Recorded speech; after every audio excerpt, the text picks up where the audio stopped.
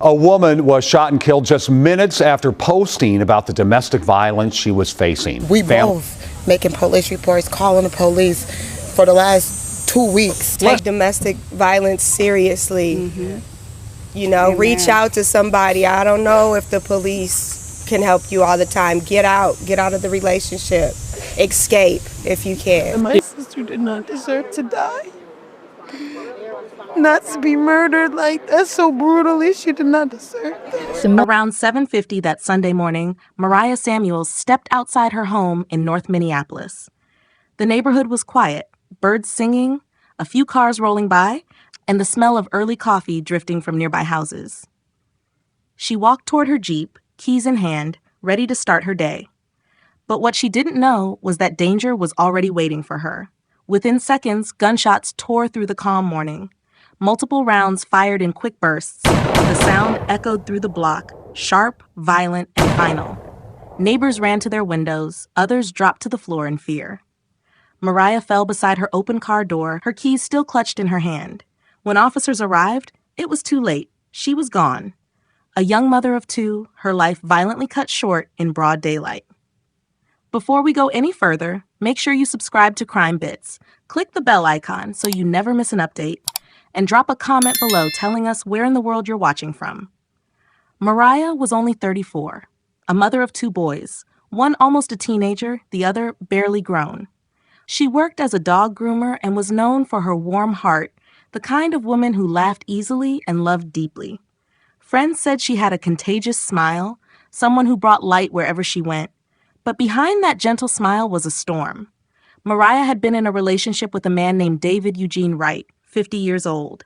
At one point, she thought he loved her. She trusted him. But that love turned violent, controlling, jealous, dangerous. When she finally left him, David couldn't accept it. He started stalking her, showing up at her home, texting her nonstop, threatening her safety, and even her family's. It wasn't just words. There had been violence before. She told police he once hit her, grabbed her by the neck, and even put a gun to her head. She feared for her life. So she did what any terrified woman would do. She went to court and got a restraining order. In that document, she begged for protection not just for herself, but also for her 11-year-old son. The court granted it quickly, but David ignored it. Weeks before her death, Mariah posted on social media that he was still harassing her, that he was stalking her, watching her every move. She said he didn't care about the order. She warned everyone that she was scared, that she felt unsafe. But the system failed her. She called the police more than once, reporting that he had violated the protection order. But every time, he seemed to get away with it. He always found her, always knew where she was. And then came that morning, September 14th. The day everything ended. Just minutes after making another social media post about him violating the restraining order, Mariah left her home. She had no idea he was waiting. Witnesses said a man ambushed her as she approached her Jeep. In the blink of an eye, she was gone. 15 shell casings were found at the scene. When officers arrived at the scene, the sight was heartbreaking. Mariah's body lay beside her Jeep, the morning sunlight reflecting off shattered glass and scattered shell casings. Neighbors stood frozen behind yellow tape, their faces pale with shock. Many had heard her screams. Others had seen flashes of gunfire, but were too terrified to move. Detectives immediately started collecting evidence. 15 shell casings littered the ground, all from the same gun. Surveillance cameras from nearby houses and traffic poles were pulled within hours. What they found on that footage would later confirm what Mariah's family already feared. This wasn't random. This was planned. The man she feared most, the one she had begged the court to keep away, had come back to finish what he started. David Eugene Wright, 50 years old, a man with a violent past. He had already been ordered to stay away from Mariah after multiple threats and assaults. But records later showed that he kept contacting her even after the order of protection was served. Messages, calls, texts. He couldn't let go. He wouldn't let go. Just weeks before the murder, Mariah had gone online and wrote about it, about how the system wasn't protecting her. She said he was stalking her, that he was showing up at places she went, that she didn't feel safe. It's haunting to think that she was literally crying out for help, and no one stopped him in time. Investigators began piecing everything together quickly. They reviewed security footage showing Wright's movements that morning. A man matching his description, riding a bicycle through the neighborhood, wearing dark clothing. After the shooting, that same man was seen pedaling away, fast, disappearing through side streets. Forensic teams found more evidence. Bullet casings matched to a firearm type Wright was known to carry illegally. He wasn't supposed to own any guns. He had prior felony convictions that barred him from ever possessing a firearm, but he had one anyway. Detectives then went to question Mariah's family. Her relatives told police that Mariah had been living in constant fear, sleeping with one eye open, checking her surroundings everywhere she went. She knew Wright was obsessed. She even told close friends that if something ever happened to her, it would be him. Those words became chillingly true. By that afternoon, police had already named Wright as a person of interest. Within 24 hours, he was on the run. But he didn't get far. Officers located him in Anoka County after reviewing surveillance and cell tower data that placed him near Mariah's home at the exact time of the shooting. When they finally caught up with him, he tried to act calm, as if nothing had happened. But the evidence was undeniable. In his car, they found clothes matching the description from the footage. His phone records placed him near Mariah's home just minutes before the murder. And when detectives confronted him, he eventually confessed. He admitted that he went to see her, that he brought the gun, and that things got out of hand. But the evidence showed this wasn't an argument gone wrong. It was an ambush. The tragic irony is that the court had already tried to protect Mariah. The order of protection was supposed to keep him away. It said he couldn't have a gun, couldn't contact her, couldn't go near her home. But what does a piece of paper mean when someone decides to ignore it? That question haunted Minneapolis that week. How many women have to die before the system truly protects them? Mariah's story spread quickly across social media. Friends posted pictures of her with her sons, smiling, laughing, full of life. The comments were filled with heartbreak and outrage. People asked the same question again and again. Why wasn't more done? The news of Mariah's death spread fast across Minneapolis. Within hours, her name was trending on local pages, and her picture, a bright smile framed by soft curls, began appearing everywhere. People couldn't believe it. A woman who had done everything right, who had asked for help, filed a protection order, and told the world she was afraid, was now gone. Family members gathered outside her home, holding each other through tears. They set up candles, flowers, and pictures by the curb, a memorial for a woman whose life was taken far too soon. Her mother could barely speak, only whispering. She told him he was going to kill her. That single line hit the city like a punch to the gut, because she really did tell them. Over and over again, her best friend recalled how, just a few days before her death, Mariah had called her crying. She said she saw David driving past her house again. She said she didn't feel safe anymore, that she was scared even to step outside. Her friend told her to stay with someone for a while, to give herself some distance. But Mariah didn't want to leave her home or her dogs or her kids. She believed the court order would be enough. But it wasn't. Within days, domestic violence advocates across Minnesota began speaking out. They said Mariah's case was another example of how the system often responds too late, how restraining orders without enforcement mean little. One advocate said, "A restraining order only works if the person it's issued against actually fears the consequences of breaking it, and in many cases, they don't." Mariah's case became a rallying cry. News outlets ran headlines questioning the gaps in domestic violence protection. Social media filled with messages from women who had lived the same nightmare. Women who said they, too, had begged for help and been ignored. Even police departments faced backlash. Some critics asked, how many times did she report violations before this happened? The department later confirmed she had reached out multiple times about the restraining order being violated, but investigations were still in progress. That statement did little to ease public anger. Meanwhile, Wright was behind bars. Prosecutors charged him with second-degree intentional murder and possession of a firearm by a felon. In court, he appeared expressionless. No emotion, no remorse. He stood before the judge as Mariah's family watched from the benches, tears silently streaming down their faces. When the prosecutor read the charges out loud, her mother shook her head slowly, disbelief mixed with heartbreak. The courtroom was heavy, silent, tense. You could feel the anger in the air. This wasn't just about one murder. It was about a system that had failed a mother who did everything she could to stay alive. Outside the courthouse, supporters gathered holding signs that read, "Justice for Mariah and protect women before they're killed." Her story wasn't just a headline anymore. It became a symbol. And as the case continued, new details emerged, chilling ones. And investigators found that Wright had been tracking her movements. He knew where she lived, where she worked, even the time she usually left the house. It was clear he had planned it all. He had made up his mind. He wasn't just breaking the restraining order, he was hunting her. For many, that realization changed the tone of the story completely. This wasn't just another domestic dispute gone wrong.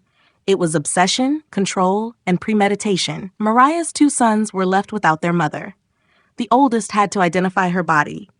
The youngest still asked when she was coming home. Imagine being 11 years old and having to understand that your mom was taken from you, not by fate, but by a man who once claimed to love her. And that's where the emotion of this story hits hardest, because this wasn't just about love turned to hate. It was about a system that still can't seem to stop that transformation before it becomes fatal. As days turned into weeks, Minneapolis was still talking about Mariah. Her face appeared on TV, in newspapers, and across countless social media timelines. But for her family, it wasn't news. It was an open wound that refused to close. Her 2 sons tried to stay strong. The older one, barely out of his teens, began speaking publicly about domestic violence, about how the system ignored his mother's pleas. He said, "She asked for help. She did everything she was supposed to do, and still she ended up dead." That sentence echoed everywhere, in the courtroom, on the streets, and online. Community members began holding vigils. At one of them, people stood in a circle holding candles, their eyes wet with tears, as they released balloons into the evening sky. Each balloon carried a message of love and pain. Words like, "We miss you. You deserve better. Your voice will not be forgotten."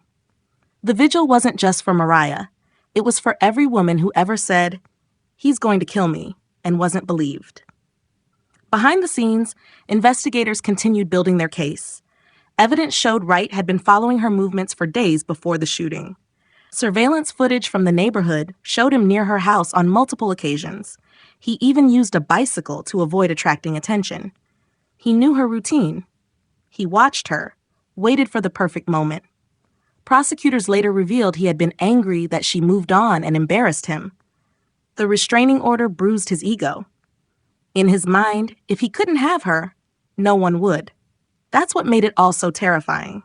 Because this wasn't just an act of rage, it was deliberate, calculated. When detectives questioned him, he didn't deny seeing her that morning. He claimed he only wanted to talk. But when pressed, his story changed. He said things got out of hand. Yet investigators already knew the truth. He came armed. He fired multiple times, 15 bullets, all aimed at the woman he once claimed to love. In court documents, it was revealed that after the shooting, he fled the scene on a bicycle, ditched it behind a building, and tried to act normal, as though nothing had happened. He even went about his day pretending everything was fine, while the woman he had terrorized lay lifeless in the street. Police arrested him within hours. The evidence was too strong. But even after his arrest, Mariah's loved ones couldn't find peace. They were angry, not just at him, but at how many warnings had been missed. Mariah's sister spoke at a press conference, her voice shaking. She told them he was stalking her. She told them he was violating the order. Why didn't anyone listen? Why does a woman have to die before someone believes her? That moment became a turning point. News outlets replayed her words again and again. It forced uncomfortable conversations about how restraining orders are enforced and how the system treats domestic violence reports, especially when victims are women of color. Because here's the truth. Mariah wasn't the first, and sadly, she won't be the last. Statistics show that in many domestic violence cases, the most dangerous time for a woman is after she leaves. That's when abusers feel they've lost control, and that loss pushes them over the edge. Mariah's case fit that pattern perfectly. She left, she spoke up, She tried to protect herself, but he still came. And that's the haunting part, how someone can turn from a lover into a predator, from a partner into a killer. It raises the question, how do we stop this? How do we protect the people who do everything right, but still end up victims of the people they once loved? As the trial loomed, the weight of what happened to Mariah hung heavy over Minneapolis. Her name became more than a headline. It became a warning. A symbol of what happens when love turns into control, when fear is ignored, and when a system fails to act fast enough to save a life. Community groups began organizing marches and awareness drives, demanding stronger laws to protect victims of domestic abuse. Her friends spoke out at rallies, holding her photo high, saying, "We won't let her death be in vain." They told her story again and again, hoping it would wake people up, hoping it would make someone listen before another tragedy struck. Even those who never met Mariah felt the impact of her story. It wasn't just about her. It was about the many women living in fear, checking their windows at night, wondering if their abuser will show up again. And while her family continues to fight for justice, what hurts the most is knowing that she saw it coming. She predicted her own death. She said he was going to kill her, and she was right. Imagine the fear of living every day knowing that someone who once said "I love you" is now plotting your death.